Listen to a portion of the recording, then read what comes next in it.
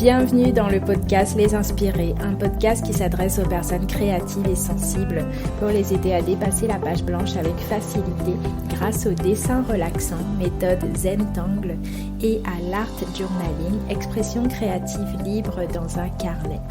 Je m'appelle Gisèle alias Gigi Hook, artiste, coach créative et enseignante certifiée de Zentangle depuis 2017.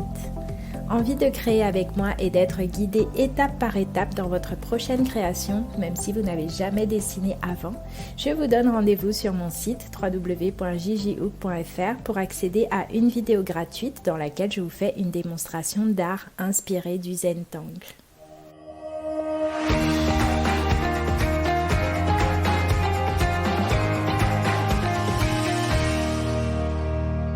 Comment utiliser l'aquarelle et les pastels quand on fait de l'art inspiré du Zentangle? J'ai reçu cette question récemment et c'est vrai que personnellement j'utilise souvent l'aquarelle et certains pastels dans ma pratique de l'art inspiré du Zentangle. Donc dans cet épisode, je vais partager avec vous mon expérience de l'utilisation de l'aquarelle et des pastels et avec cela plein d'astuces pour que vous puissiez tester vous aussi. Donc prenez votre carnet ou un papier avec vous pour tester en même temps que vous m'écoutez si vous le souhaitez, ou bien prendre des notes.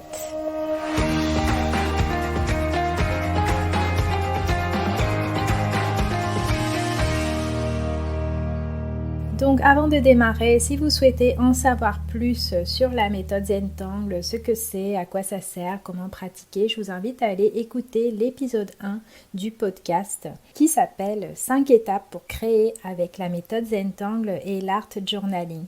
Donc la méthode Zentangle, c'est une méthode de dessin facile, relaxante et amusante. Et là aujourd'hui, on va parler art inspiré du Zentangle.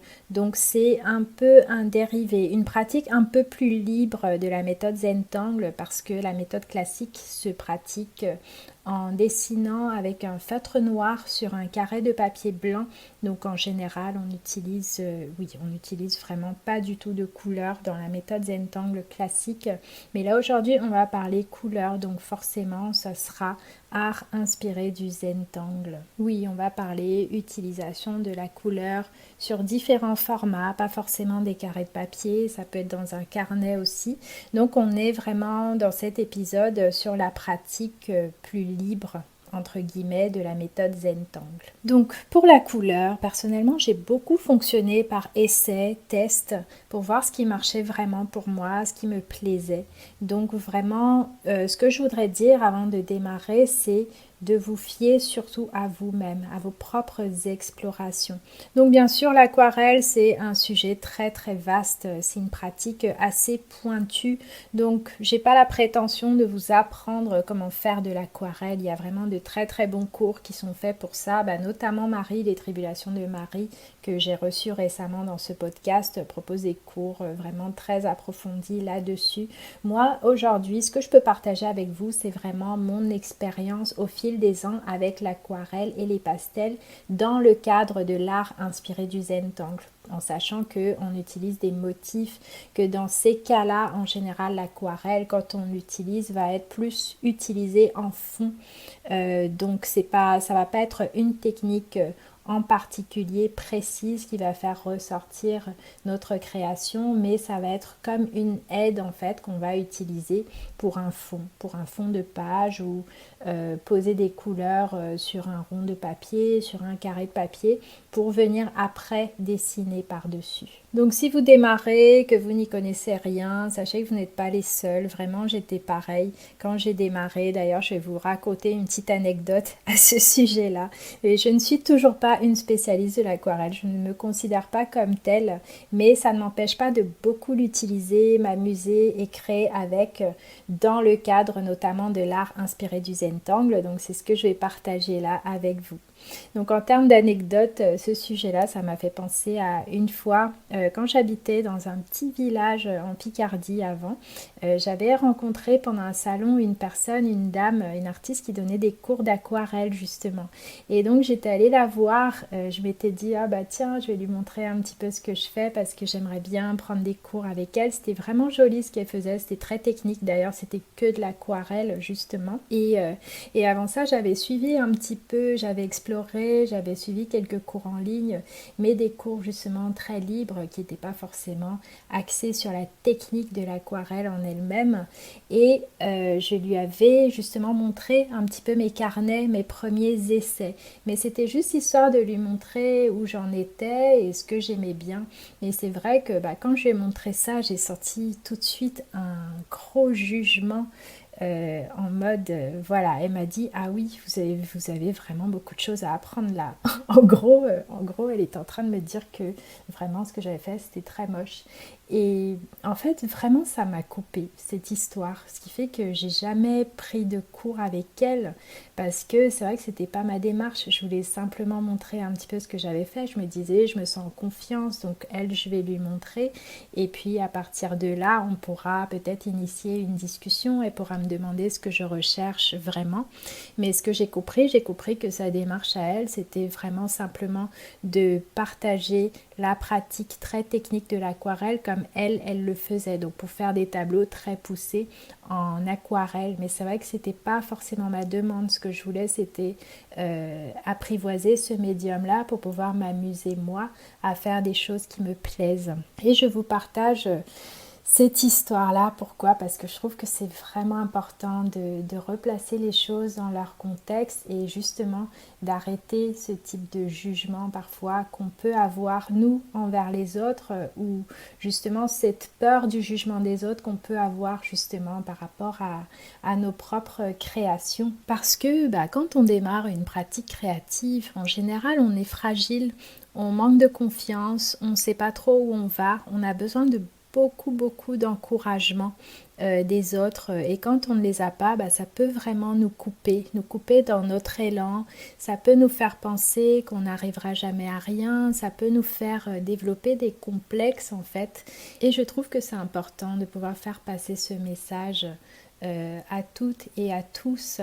Tout ce que vous faites actuellement, c'est ok. Il n'y a pas besoin, il n'y a pas une façon de faire, il n'y a pas un enseignement particulier. Donc justement là, on parle d'aquarelle et je vous renvoie vers le travail de Marie, justement, les tribulations de Marie, qui a elle aussi cette approche-là vraiment bienveillante où certes, il y a des techniques qui sont partagées, mais c'est des espaces où on se sent en sécurité justement, où on peut progresser, avancer, mais en toute bienveillance. C'est vraiment une valeur qui est très importante pour moi dans tous les cours que je propose, dans tous les contenus que je propose.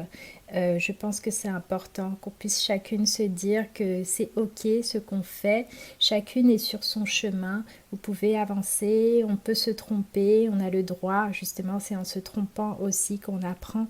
Donc je voudrais vraiment déjà vous inviter à avoir une approche comme ça, très libre quand même de ce que vous faites, à développer un regard très bienveillant envers vous-même, envers ce que vous dessinez, parce que c'est ça aussi qui va pouvoir vous protéger, vous permettre de ne pas abandonner, même s'il y a des personnes dans votre entourage proche ou plus éloigné qui vous disent des choses entre guillemets négatives sur ce que vous faites.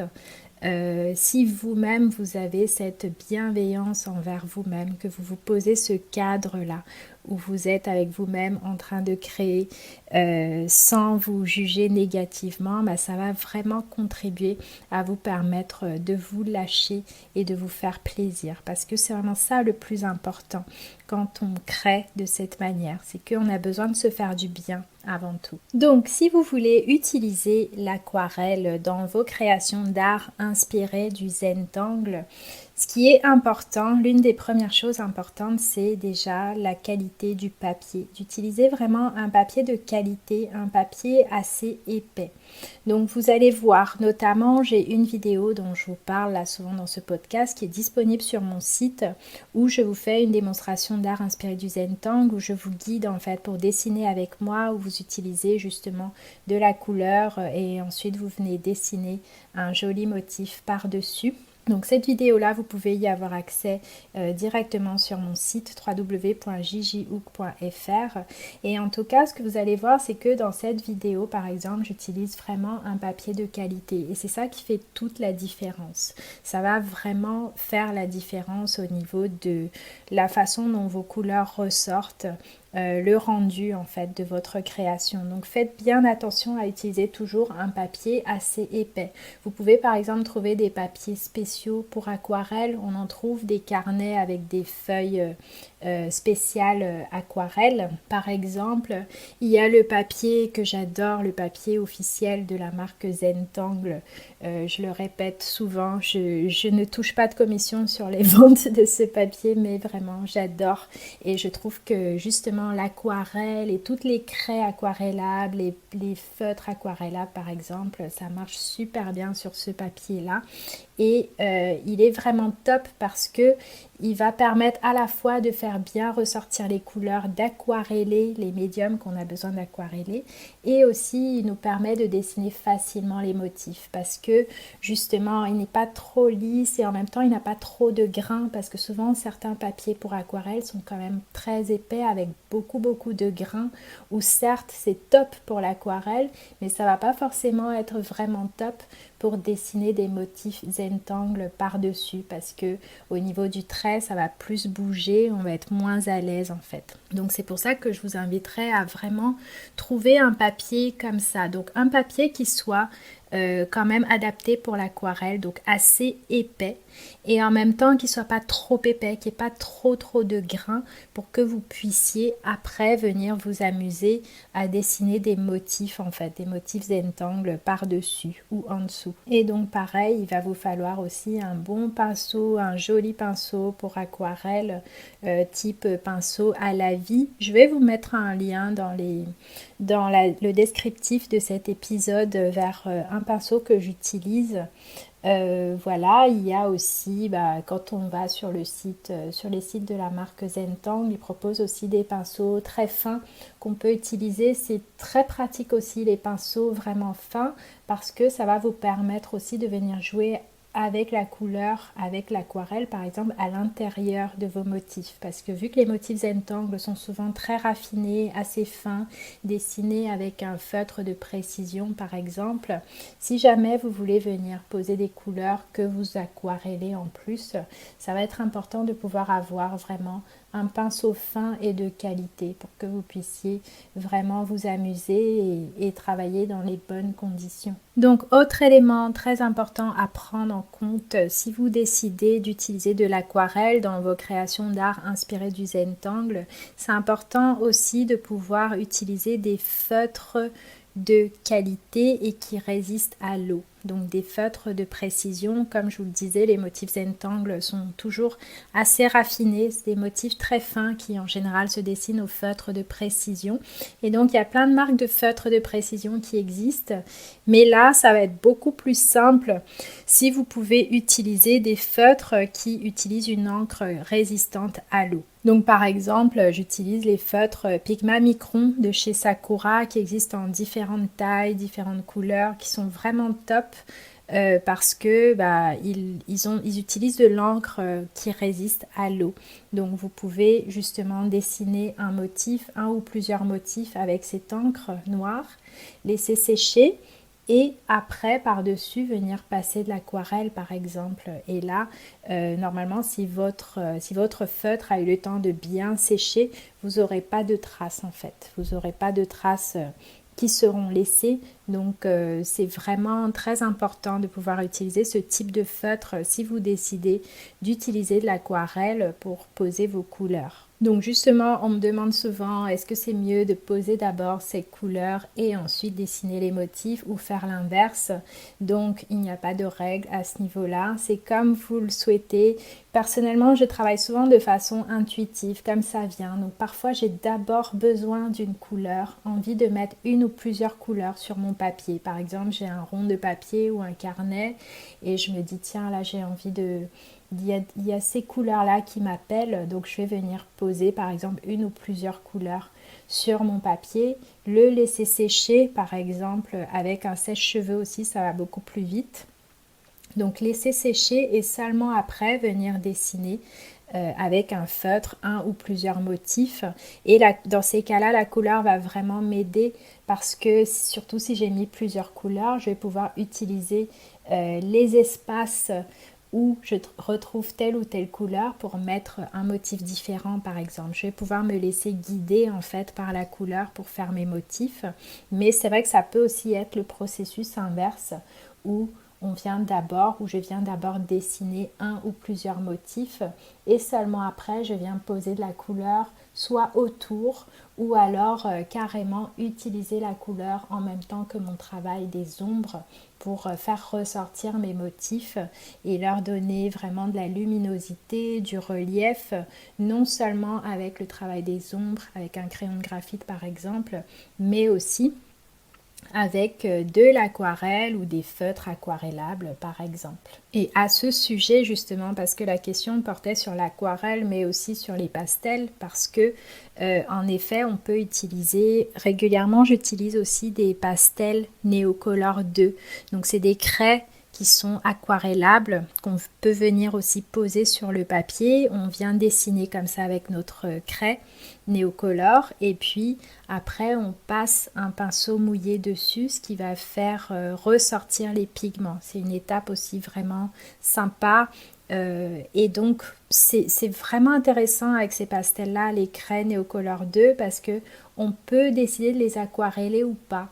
Et par exemple, quand je les utilise sur un papier noir ou un papier marron, en général, je n'aquarelle pas, mais les couleurs se mélangent quand même entre elles. Ça fait un joli rendu assez crémeux. Mais voilà, si vous dessinez, par exemple, si vous créez sur du papier blanc, que vous avez besoin d'un fond de couleur, par exemple, ou de travailler aussi vos motifs avec de la couleur, vous pouvez largement utiliser aussi des craies aquarellables de ce type. Donc une chose importante à savoir, c'est que si vous décidez d'utiliser les craies Neocolor 2, elles sont très jolies, les couleurs ressortent beaucoup, c'est très lumineux, c'est très beau.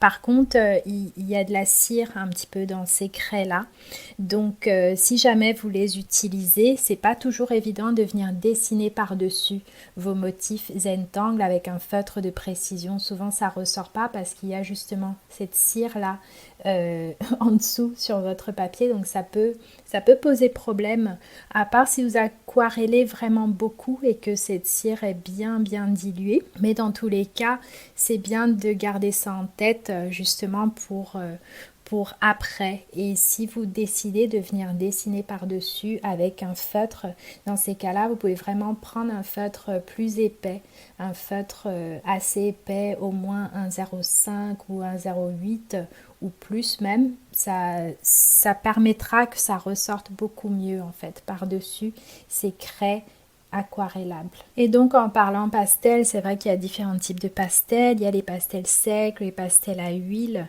mais voilà, je déconseille par contre ceux-là, surtout si vous débutez, parce qu'ils sont vraiment différents. Ils se diluent pas du tout à l'eau déjà. Ils sont couvrants, mais par exemple les pastels secs, il faut vraiment prévoir du fixatif à poser dessus après. Il y a plein de choses, plein de paramètres à prendre en compte. Vous ne pouvez pas forcément venir comme ça poser vos couleurs au pastel sec ou à l'huile et venir directement dessiner au feutre par-dessus. Donc ça, c'est des choses qu'on explore, notamment dans mon programme S'inspirer qui contient plein de vidéos d'inspiration et de techniques justement que vous pouvez retrouver sur mon site. On explore ces médiums-là, avec les pastels secs, les pastels à l'huile, mais c'est quand même un processus un peu plus compliqué entre guillemets, dans le sens où il va falloir penser à plus de choses, peut-être mettre du fixatif, mettre du vernis sur certaines pages ou autres. Donc si vous démarrez et que vous avez envie de jouer avec la couleur dans votre pratique de l'art inspiré du Zentangle, je vous inviterai plus à tester des médiums comme l'aquarelle justement, ou les feutres aquarellables, ou les crayons de couleur aquarellables par exemple aussi, ça fonctionne très bien. Les craies Neocolor 2 aussi. Mais en tout cas, voilà, si vous deviez choisir une seule chose pour démarrer, vous pouvez prendre un petit peu d'aquarelle et un pinceau fin par exemple, si vous avez ça chez vous, ou peut-être des crayons de couleur aquarellables. Ça marche très bien pour poser de la couleur. Et ensuite, comme je vous ai dit, il y a aussi les craies aquarellable en faisant attention quand même à la cire si jamais vous venez redessiner par-dessus. Voilà donc pour mes astuces concernant l'utilisation de l'aquarelle et des pastels quand on fait de l'art inspiré du Zentangle. Donc je serais ravie d'échanger avec vous. N'hésitez pas à poster sur Instagram et sur Facebook et me mentionner, me parler de votre expérience avec ces médiums-là. Peut-être que vous avez des créations d'ailleurs avec cette base-là, ou peut-être que ça vous a donné envie d'essayer et que là aujourd'hui vous allez faire une petite création d'art inspiré du Zentangle avec un petit peu de couleur et un motif, un ou deux motifs par exemple. Donc si vous faites ça, je vous invite à poster une photo de votre création et me mentionner sur Instagram et sur Facebook. Vous pouvez utiliser le hashtag les inspirés Gigi Hook tout attaché. Et je serai ravie de venir voir votre création. Si cet épisode vous a plu et que ce podcast Les Inspirés vous plaît, je vous invite à me soutenir en laissant 5 étoiles et un avis sur Apple Podcast et ou sur Spotify.